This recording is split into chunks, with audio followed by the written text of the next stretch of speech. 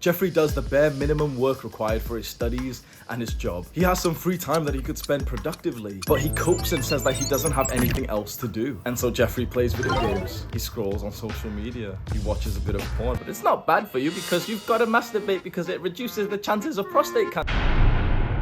We're not falling for it, Jeffrey. You're a loser. Adonis. Adonis spends all his free time developing high-value skills. This is what makes Adonis so special. How can one man have such a broad, excellent skill set? The whole tribe's hungry, well, Adonis can hunt. We need direction and encouragement. Well, Adonis is the tribe leader after all. He's developed all these skills and all the people of his tribe can't help but look up to him.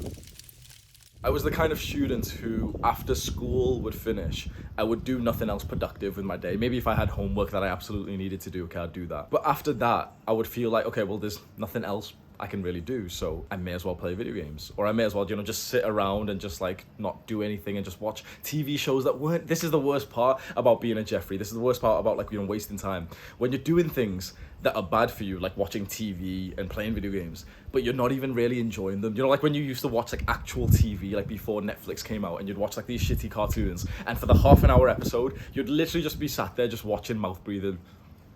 Like The Simpsons or fucking Family. Shut the fuck up. Oh, Family Guy's really shut the fuck up. Rick and Morty's really shut the fuck up. Just looking at it like... And then the funniest part of the episode happens, and this is how you laugh. And this is what we call fucking entertainment these days. This is what we're trading our potential for. I was one of those kids. I was like that when I was 18, 19, 20, 21, 22. But there was a special thing that happened to me when I was 17 years old. I got into weightlifting. I started going to the gym and lifting weights. And I had this goal to build like the 10 out of 10 like dream physique. Like a big ambitious goal of like, yeah, I want the physique of like a fitness model. Like perfect, like six pack and shoulders and everything. And so suddenly I had like a 2-hour block of my day that was more productive. That's awesome. So for 2 hours outside of like school or college or whatever, I was now productive for an extra 2 hours per day. Amazing. But then outside of that 2 hours, I would then spend the rest of my day still like jacking off, looking at ass on Instagram, looking at ass on Reddit, looking at ass on like a lot of ass, bro. Playing video games, you know what I mean? Just still mostly 80% of my day is still mostly wasted. But I would have this thought thinking, you know what? I wish I had more things like weightlifting in my life. I wish I had more things like going to the gym in my schedule that was productive. It took me years to realize that, yeah, you can literally fill up your entire day with productive things and you'll literally have more fun of that kind of day than you would a day of indulgence of watching fucking TV. Because if you want to be a 99%er, I know I sound like a dickhead, but if you want to be like a 99%er, you can say whatever the fuck you want. Like, oh, but Rick and Morty is actually, oh, but 1 hour of video, shut the fuck up. You're watching this kind of video, you clearly don't want to be like most people. The highest value men, like the most successful men, the ones who are absolutely dominating their work, fitness, lifestyle, all that, they're productive pretty much all day. That doesn't mean, work all day, Sigma grind set, like, 12-hour, 16-hour work days. But productive, for example, is meditating. It's sunning your balls. It's jumping into the pool and practicing your diving skills. It's reading a book. It's journaling. It's having deep conversations or meetings with like your team members, developing a new skill, starting a side hustle. And most young men don't spend their time doing that. They do the bare minimum work in their job or in school. And then they spend the rest of their time just fucking around saying, well, there's nothing else to do, so I may as well play video games. And then my life changed when I really started researching skills that I could learn, specifically skills that would make me money, businesses that I could try. As soon as I started researching this at age 22, trying to be an entrepreneur, my life changed because I realized, okay, outside of work, I can still do work. And it actually makes me happier and more fulfilled doing that than just blindly sitting around smoking weed and watching TV with like some movie or some, like, just wasting fucking time. I'd rather make progress. Like if you're masculine, if you have masculine energy inside of you, making progress to goals feels so fucking fulfilling, so incredible. And so you would like to make progress to your goals all day. And again, this does not mean Sigma mind, no sleep or some shit. Sleeping 8, 9, 10 hours a day is actually making great progress to your goals in your work so that your mental performance is better, in your physique and your training because your recovery is better. And I remember it was specifically 2 years ago when I was reading a lot, and I would read a bunch of books on like various different self-help, self-improvement things, random things like the correct, most productive way to breathe to get like more oxygen into your muscles, like random optimizations like that, which you would have never thought of before. I would read these books and add like 10 minutes, 30 minutes, an hour or two into my daily schedule implementing something that would actually help me, like a new skill. That changed my life forever. When I started reading books on business and entrepreneurship and I really started following them, there was a set of books, we're going to talk about this in terms of making money with skills, this will be in this video. I read a set of books, I followed the principles blindly. I started making £10,000 a month passively after that. I put in a lot of work previously, so obviously, you know, it wasn't just suddenly out of nowhere, but I started making £10,000 a month. This was like last year, simply because I read like 3 books and added like the things that the books were saying, like the skills of it, into my daily schedule. It's amazing what you can accomplish when you dedicate some more time to skills. I want to jump right in and, you know, list out the skills and so you can get some ideas, but there's one more like big fucking rant that I need to get into. The majority of young men, I want you to picture like young men in your mind. They're actually a little bit ambitious, aren't they? You know, if you think of like the total Jeffries, it's easy to think like, oh no, they're losers and they're not ambitious. They are ambitious. They don't put in the work. They don't have discipline. They don't have willpower, but they are actually kind of ambitious. They do actually like have not really goals, you know, smart goals, specific, measurable, but they've got like daydreams. They dream of like better lives. They are a little bit ambitious, aren't they? Most young men want to develop skills. Like if you asked young men around the world in like some kind of survey, just saying like, yep, would you like to develop more skills? Would that like be a good thing for you? Pretty much every man would say yes. But the majority of men don't do it. Why? Because they simply don't know how to develop skills outside of the education system, outside of an authority figure telling them what to do. I need you to realize how sad this reality is. The reason why you're watching this kind of video where you need me to tell you about 7 skills that young men can learn is because you've been conditioned and raised in a way where you can only develop skills and work when your teacher has set you work. That's like the feminization of the education system. It has completely fucked the development of like masculine boys. We are supposed to be ambitious, get the idea of something like a mission that we want, like to make more money or to learn to climb this tree, and we're supposed to go and do it, but because of like the conditioning we've had where we wait for our fucking fat female teacher to tell us what to do, well, now we're little boys even when we're men. Hopefully that can inspire you to get a little bit fucking annoyed and think, you know what? I don't need to wait for my teacher or my daddy to tell me to start. I'm gonna hear these skills that Hamza's gonna list out and I'm at least gonna try and take action on them. The first skill that we're gonna talk about is captivating attention. This is the single most valuable skill in this modern day, seriously. The single most valuable skill in this modern day is captivating attention, specifically on social media. If you can captivate attention on social media in this modern day, you are set up to have a fantastic life. Not just, you know, for wealth and clout, but the lifestyle that comes from like being someone who has a lot of eyeballs on them. It's an incredible thing when you're able to captivate the attention of tens of thousands of people, never mind hundreds of thousands, never mind millions. That is an incredible level of power, and the reason why I've put this skill at number 1 is because you literally can do this. It's so easy to see this and, you know, hear it and say like, wait, captivate attention, like be a YouTuber or be a celebrity. Like, nah, it's so easy to feel like that. I felt like that. Look at the subscriber count of this channel. I felt like that. I was a normal fucking guy 2 years ago. I was below normal. Look at the level of like attention that I have now and the lifestyle it's brought me. I'm in Thailand right now. This was like my dream to come here and live here. I've been here for like almost 2 months. I can stay here for as long as I want. That's because I'm able to captivate attention. Here's a mindset that I think will help you kind of rationalize this, because it can seem kind of negative, captivating attention, can't it? I think attention and money are very similar in that they don't make you a bad person or a good person.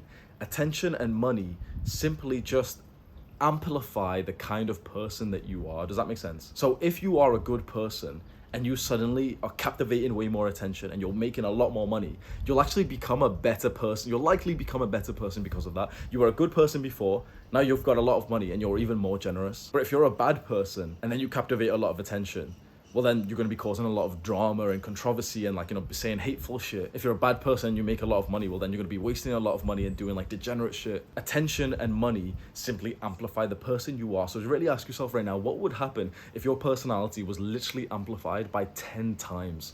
If you became unfiltered and authentic as fuck with your true like natural desires, if all your sort of inhibitions were taken away and you had like a great level of power, what kind of person would you be? That's what more attention and more money would do to you. The most effective way of captivating attention is through controversies, through like drama. Jordan Peterson really blew up and got famous after that like debate with like the feminist on like, I think it was, which one was it, like the BBC or whichever one it was, like you probably know which one I'm talking about, where like the woman was like angry at him for everything he'd say, and she'd like cope and rationalize it and like straw man him and say like, oh well, you're saying that all with like, you know, like she acted in like a very stupid way. There was a big drama thing, and like, you know, Jordan Peterson destroys feminists, and then he was already kind of big before that, but that's really when he like his brand image really took off. When people's emotions get elevated because of you, they'll remember you. There's different ways of captivating attention.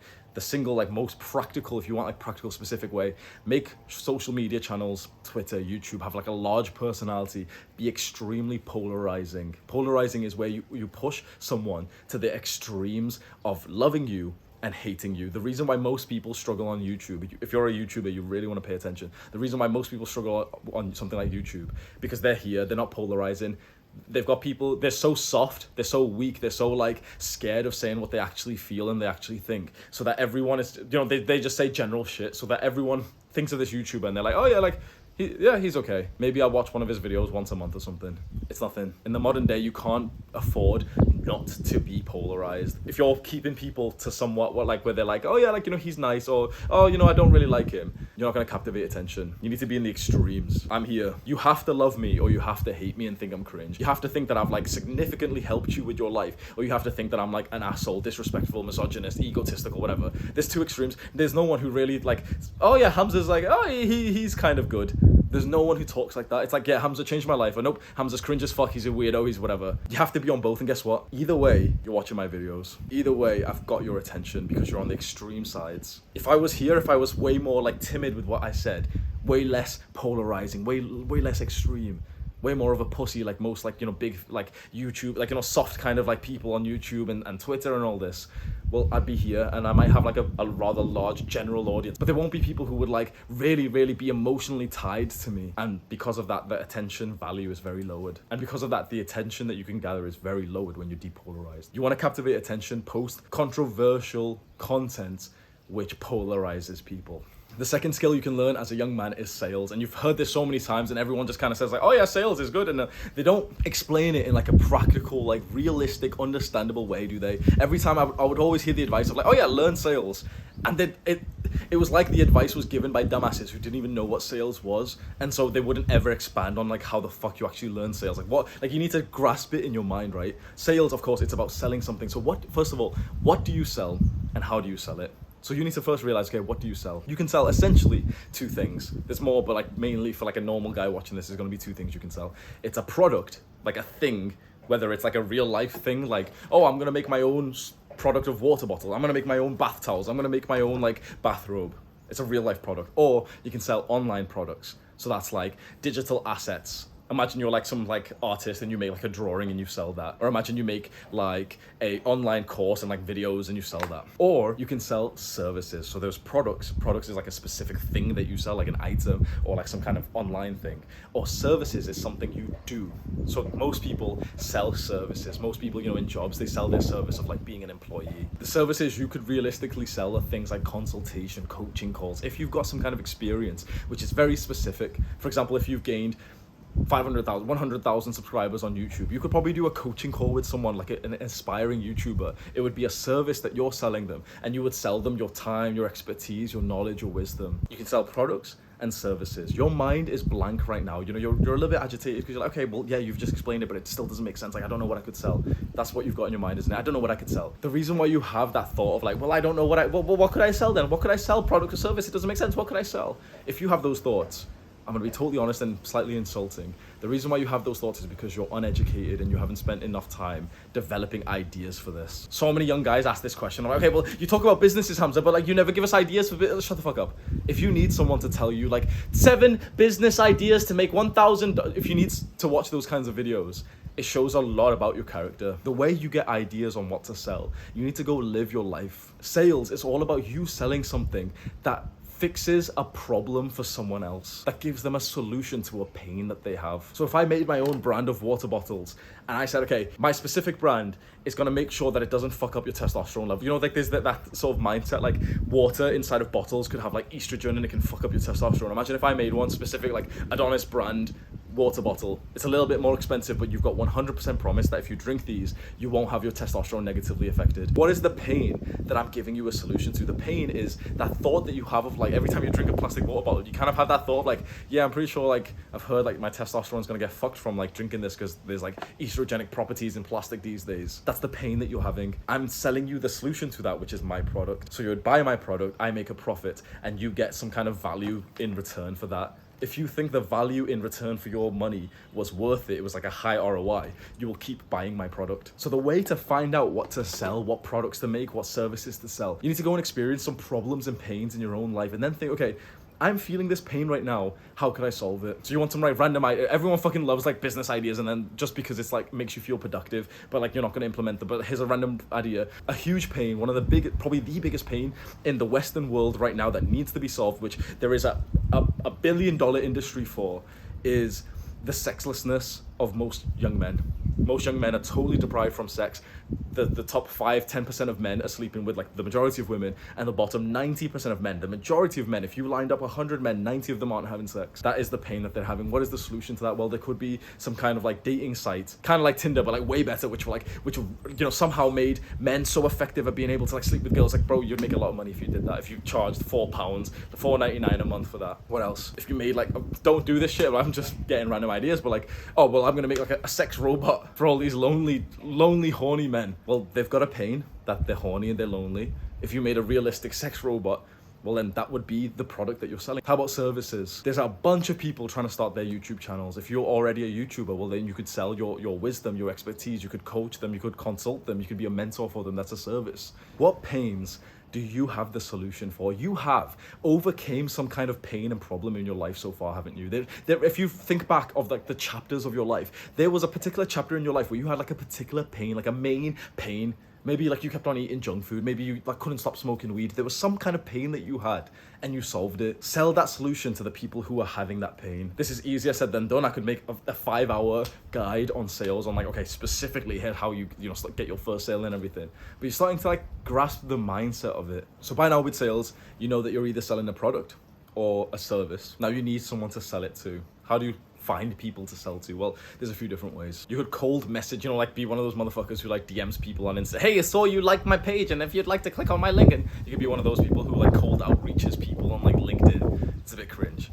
You could grow an audience on social media and sell to them. So that's related to the first skill we learned, which is captivating attention. Fantastic. You could pay for ads. So on Facebook and YouTube, you can pay for ads, put your advertisement in front of people's eyes and tell them, here's a video of me and like, I've got this service or this product, click on the link and you'll be able to buy it. You could go physically, you could go door to door on people's houses or like in the gyms and literally like go to the gym and say, oh, I'm an aspiring fitness coach and I'll help you, I'll sell packages and everything. There's different ways. You just have to put your offer in front of people. I have one fantastic tip that I've learned from a book that we'll talk about sales, and that is to always remember that you are not selling the product, and that is to always remember that the customer is not buying your product or your service. They're buying the solution, the transformation. Does that make sense? So the customer of a personal trainer isn't thinking that they're buying the personal training package. They're not buying the package. They're not buying like the weekly check-in and the 3 PDFs of workout. They're not thinking about these things. What's the customer actually buying? The body transformation, the fat loss, the confidence gained, the increased self-image, the increased self-esteem, the happy photos of them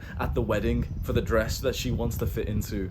That's what they're buying. So let's play a little game. I want you to visualize. Imagine, the times when you used to watch like proper TV, like back before, like we were all addicted to like YouTube and Netflix, like actual TV, like what we used to watch with our family.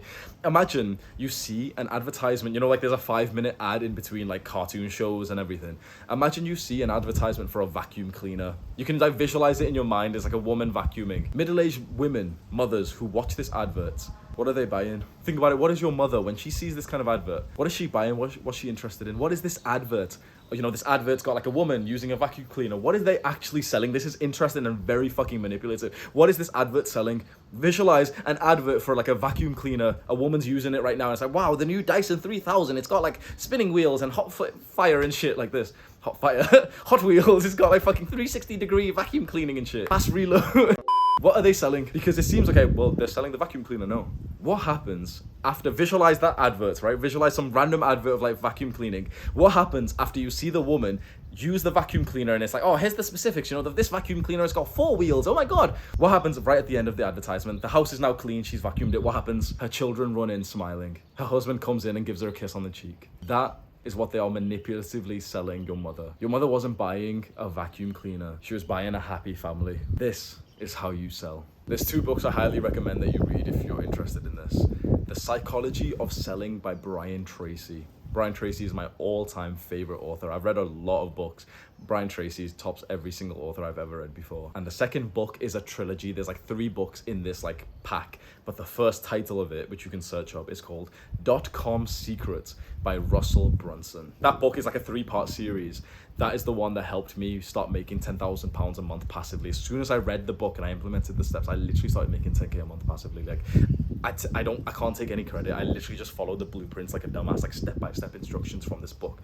.com Secrets, Russell Brunson, amazing book. The third skill you should learn is leadership. Leadership is a skill you can level up, and it's the skill of having people follow your guidance. This is my favorite skill by far. Now, we spoke about captivating attention, and that's kind of similar, but that's like a level below. Captivating attention is just people looking at you and seeing what you're doing and paying attention to you. That's nice. That's really, really nice. It's really powerful. But leadership is like captivating attention on steroids. You have the attention of people, but it's not just attention, it's influence, it's impact. They're not just looking at you and paying attention to what you're doing. They're doing that, they're paying attention to you, but then they're imitating you. They see you as their role model. The biggest reward of any skill, I think, is the skill of leadership, which implants so much more responsibility and accountability in you. When you have people who are looking up to you, who are following your guidance, you have this thing inside of you, this extra pressure, like in a good way pressure, where you want to stick to your values and your priorities, your principles. Responsibility is what makes men men.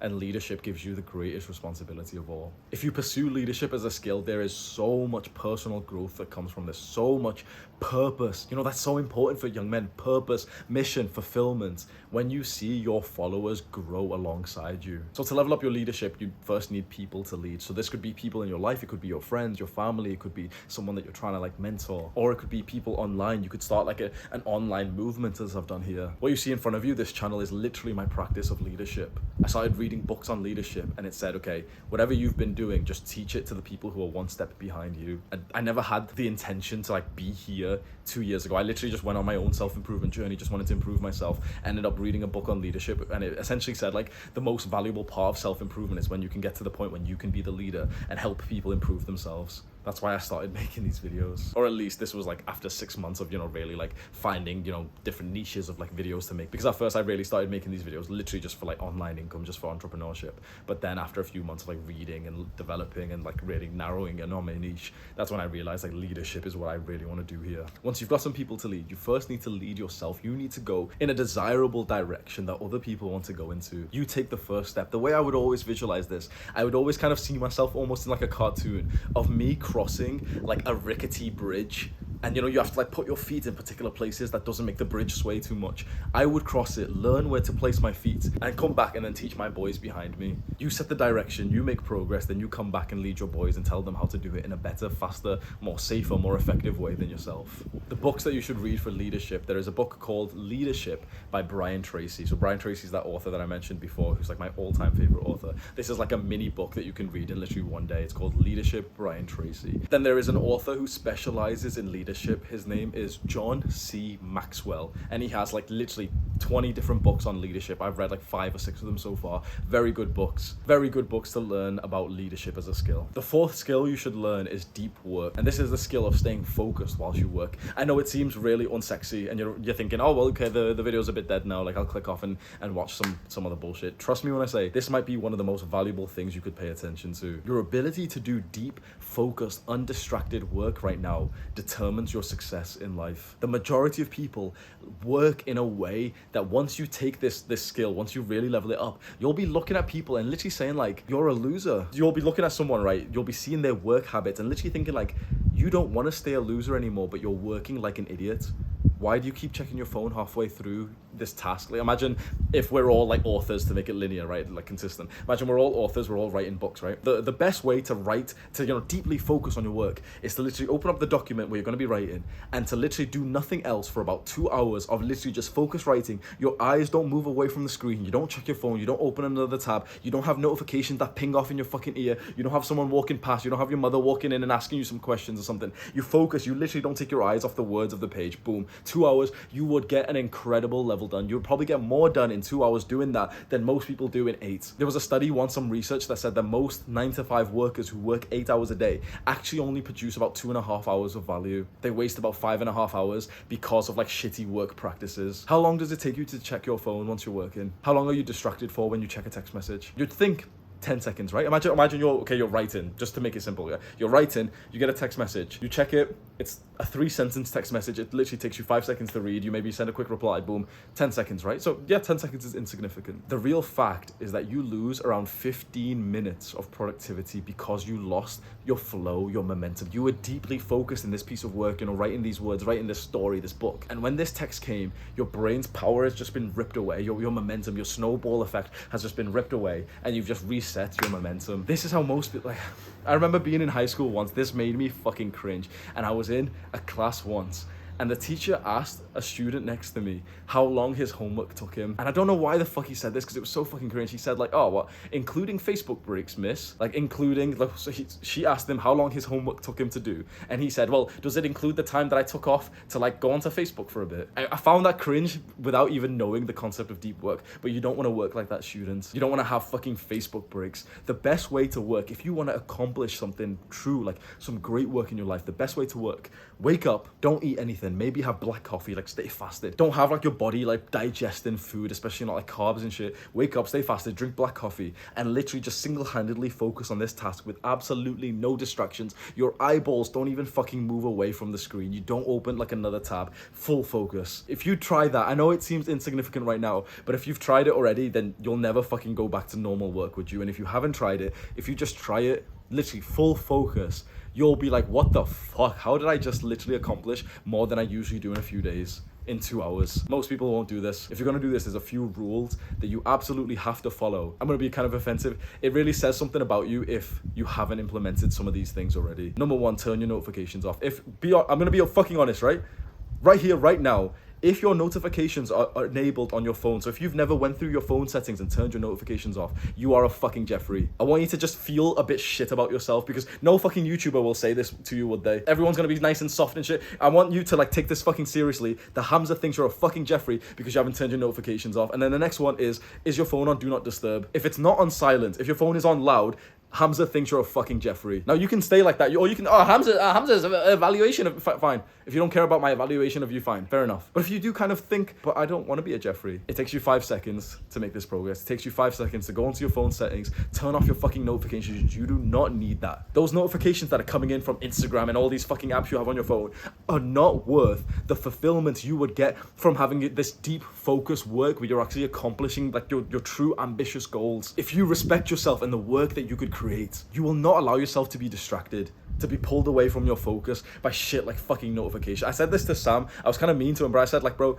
every time your phone goes off, I lose respect for you. This is the kind of shit that no one ever talks about. No one ever like calls their friends out. I said, you've got your phone on loud. I say it to him. I'm like, you've edited my videos where I've talked about deep work and the importance, and you even talk to me about deep work. How is your phone on loud? How do you have notifications off? And he feels like shit because he's like, oh, well, Hamza, do you know, like we went to bed last night at like 11 p.m. Both of us went to sleep and, we're supposed to wake up for the gym. He's like, oh, well, I didn't go to bed till 3 a.m. because I was just opening and closing apps on my phone. I was on Instagram and shit. Well, yeah, of course you were. Because you went back to your room and you got a notification on Instagram and one thing leads to another and you spent 3 hours on that bullshit. If you respect yourself, you will not allow that to happen. These are principles, like rules that you need to implement like right now. You need to pause this video, turn your fucking notifications off, put your phone on silent. Do not allow, like I've got my phone on some kind of extreme settings. My screen doesn't light up with any kind of notifications. And even when, iPhones have this thing where if you pick up your phone, the screen turns on and shows you the homepage. I turn that off. The only way my screen turns on is if I literally press the power button.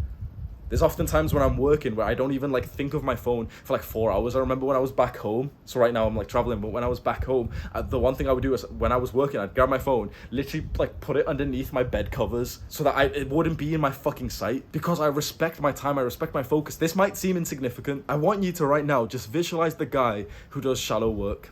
Visualize like some average 9-to-5 worker, but he's not even effective. He gets into work, he starts work at like 9:03. It's supposed to be like 9, and you know the best performers are there at fucking 8:30 getting ready. He starts at 9:03. He's still making a coffee at like 9:05. He's having a little chat whilst he logs in, nice and chill. And he's like, first thing he does, checks his like Instagram. He checks his Instagram on his phone. He checks his emails. He does like a little bit of work, but then he stops the flow of work to like have a little chat and like to open something else, and he checks the weather for later. He does, you know, this bullshit shallow shit, and it seems kind of insignificant, doesn't it, if you compare that to like a top performer? Think about that in the scope of a year, for 10 years, for 40 years. Think about how different this low performer's life would be because he simply can't do deep work. Think about all of the promotions that he's like somewhat he wants, and he's overlooked every single time. His income is so low, he's so stressed, he has no like sense of fulfillment, no sense of like work satisfaction, because he's never accomplished anything great with his work, because he's always done the equivalent of 1 to 2 hours worth of like work value for his 8-hour shift. Then think of the high performer, the guy who literally has this skill of deep work, who every day is fully fucking focused, puts like headphones in, doesn't even listen to music, just puts headphones in so no one distracts him.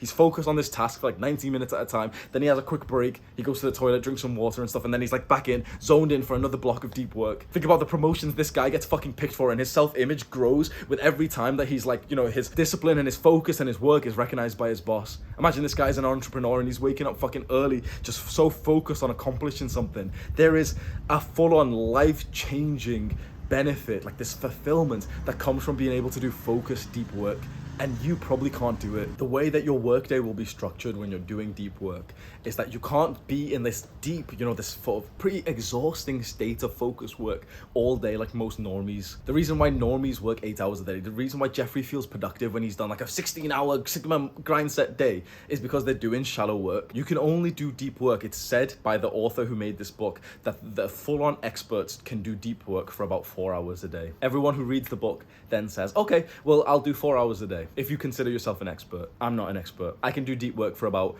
2 to maybe 3 hours per day max. After that, the work that I'm doing is distracted and it's of far lower quality. Here's the thing. This is some like really good advice that one time I just came up with this, and it seems to have helped some people, right? If your work is based on your brain, your brain's power, your sort of like cognitive, you know, your mental abilities, right?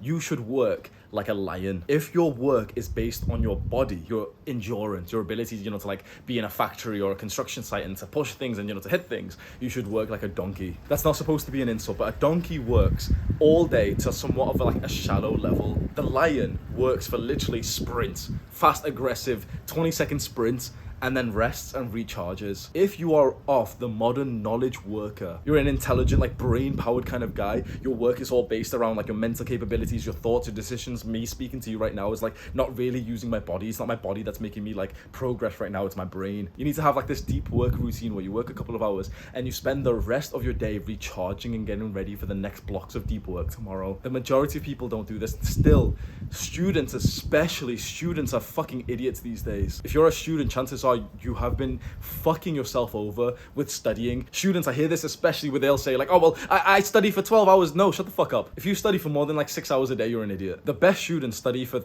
3 to 6 hours per day, but they do it in a really focused way. And guess what they do instead of, you know, studying for like 16 hours a day? Guess what the best students do instead of that? They sleep, they exercise, they get out in sunlight, they spend time with their family, their friends, and all those random things. Guess what? That increases their grades. That increases their happiness, their mental health. Those students get the highest results compared to the Jeffrey students, like the grade B to C to D students who spend 10 hours a day, but their 10 hours is fucking pathetic. Which one are you? Be totally honest. Which group of student are you? Are you the high performing one who works for like 4 hours a day and then spends like literally making sure your sleep is perfected, making sure you're hydrated, making sure you meditate for 30 minutes, an hour a day, making sure you journal and contemplate, and you spend time with your loved ones, and you spend time in sunlight and nature, and you exercise? Or are you just one of those guys who wakes up and I've got to study all day? I guarantee your results that you get in your grades represent which student you are. I guarantee it. If you're the student who says like, oh, well, I need to study for 12 hours a day, I guarantee you don't get the level of grades that you actually want, do you?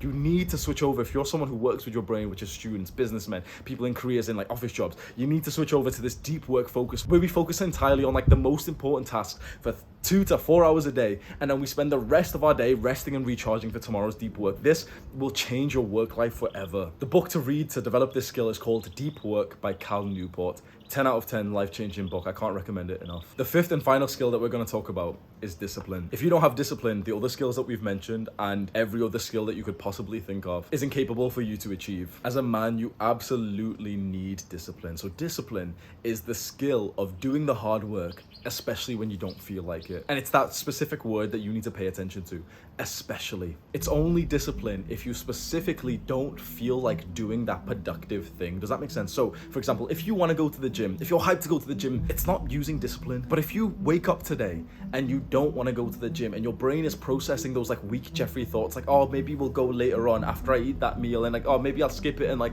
I'll do 2 workouts tomorrow. That is an opportunity for you to invoke the power of discipline and go and do the hard work, especially when you don't feel like it. When you get those weak thoughts that push you away from work, those thoughts are opportunities for you to level up your discipline skill. Literally try and wrap your brain around this, because this is kind of like a superpower once you have this mindset. The next time you don't feel like going to the gym or doing your work, your homework, your studies, your business work, whatever, the next time you don't feel like doing something productive, that is literally an opportunity for you to use discipline, level up your discipline skill, and also get that hard work done. You want it to be more disciplined and strong, haven't you? The way to level up your discipline is literally wait for the time that you don't feel like doing something productive and then doing that thing anyway, even though you didn't feel like it. In the modern day, especially for men, like, we're so fucking feminine that we think that if we feel like we don't want to work, we should listen to those feelings. People with feminine energy listen to their feelings over rational logic, decision making, and discipline.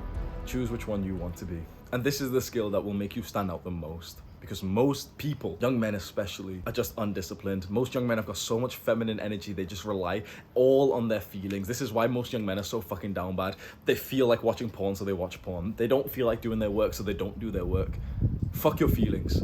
The next time you don't feel like doing your work, guess what you can do? You can go do it anyway. The next time you don't feel like going to the gym, guess what you can do? You can go anyway. The next time you feel like eating the junk food, guess what? You don't have to. All of the fucking weak guys of today, like they have a craving for junk food and it's like, well, I've got to eat it now. They feel like jacking off and watching porn, so they do it instead of thinking, okay, I feel this. That does not mean I need to indulge in the feeling. Why the fuck would you rely on your feelings as a man? Oh, well, men should be emotional. Shut the fuck up. Oh, but Hamza, feminine guys who are undisciplined can still do really well. Shut up. I want you to imagine right now of some attractive, really, really attractive femboy on TikTok. He's got like feminine features. He's not really disciplined. He wakes up late and everything, but like he's really viral on TikTok. He gets hundreds of thousands of like likes and views and stuff. And he, of course, like he's gonna be getting girls through that level of clout, and he's attractive and everything, right? So he doesn't really need discipline. Fair enough. That's an outlier. Now, yeah, sure, we can pick up and say like, oh well, you know, this guy doesn't need discipline and he's doing well in life, so we don't need discipline. But the thing is, we're not like that guy. If you're born into like wealth and like perfect genetics and you look like a model and everything, and you're so like, you know, creative on like TikTok, making the kind of like TikToks that go viral and shit, even that requires a sense of discipline. But even then, it's like, we're not that guy. We're the kind of men,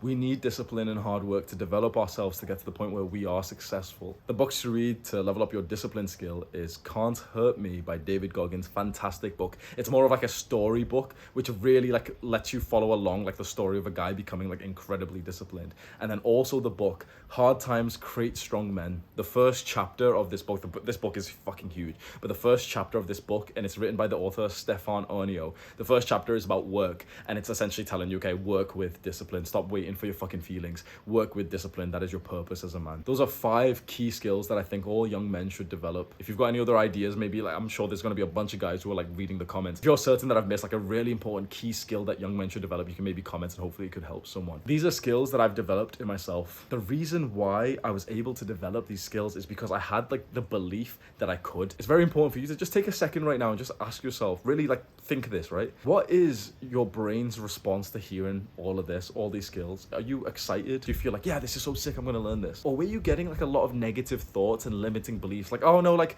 oh, I couldn't do that. Nope, wouldn't work for me. No, I don't want to do that one. What was your brain like? Because if it was on the weaker side and saying like, oh, well, I don't want to and I can't, and you know, just making up excuses. Just like what we said with discipline, you don't need to listen to that, because my brain was actually like that like 2 years ago. I literally was so sure that like I was like destined to be a dumbass, that I couldn't learn skills. I only started reading 2 years ago. Honestly, like I struggled to read. Literally, I struggled to read English for most of my life. Like I would read 1 or 2 sentences, then my brain would wander. So I always thought like I was an idiot, I was a dumbass. But I had this positive belief, and I really want you to like, I want you to look at me right now. These are skills that I've developed.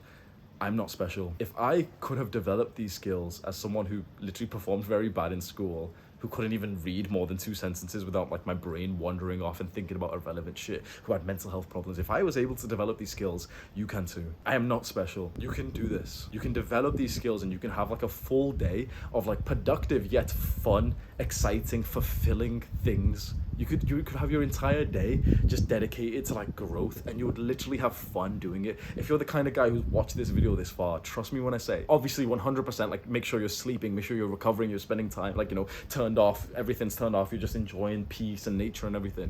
But like, that's still productive. You're the kind of guy who, if your entire day was productive, time in nature, 2 hours reading, an hour developing the skill of like growing on social media, an hour practicing sales, just calling companies and literally just practicing selling to them, you would literally be so much better off. You would literally feel and just know for a fact that you are like really aligned to your growth right now. There's a lot of guys who we can't say the same about. They're absolutely content and happy, just not developing skills, not developing themselves. Those guys are Jeffries. If you watch this far and you're not subscribed yet, I think you'll really like this channel, so you can maybe go have a look at like some of the other videos that I've posted, and if they are helpful, then you can subscribe and like keep watching them every day. Do the hard work, especially when you don't feel like it. Mwah.